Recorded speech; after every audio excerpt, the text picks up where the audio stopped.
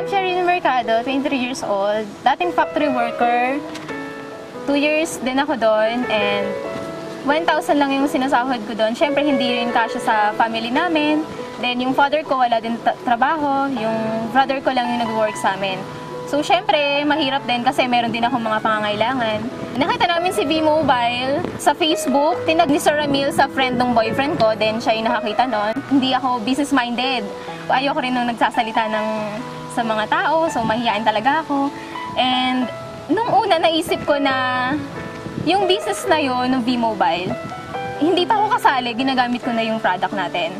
Nag-start ako, naglo-loading ako noon, so nag-enjoy ako sa pag-load. Okay na sa akin yung may part-time na discount.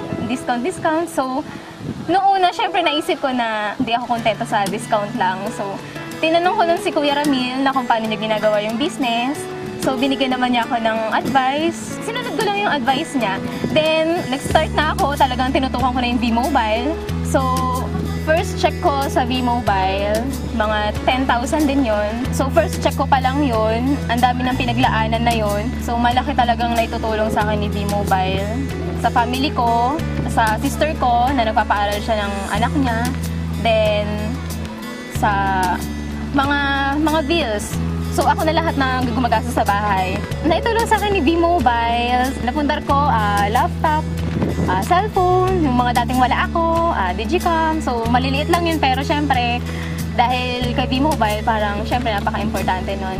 Tsaka, yung sa araw-araw namin,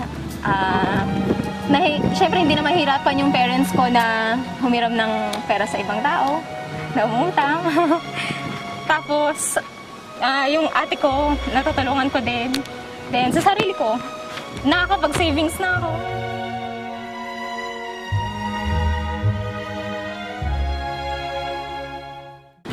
Ma-advise ko lang sa mga gustong sumali. Sumubok lang din kami. Talagang kailangan mo talaga magtiwala. Talagang sa una mahirap. Kasi, doon din ako nag-start eh. So, nahirapan ako. Nandun din yung times na parang ayoko na. So, sabi sa akin ng boyfriend ko na, sige, kung ayaw mo na, babalik ka ulit sa factory, hindi mo makakamit yan. Hindi ka na ganyan ngayon. So ako, syempre, parang gusto ko na umahon sa kahirapan. Tinuloy-tuloy ko lang din. Tsaka wala naman pong mawawala kung tuloy-tuloy mo lang yung business mo ngayon.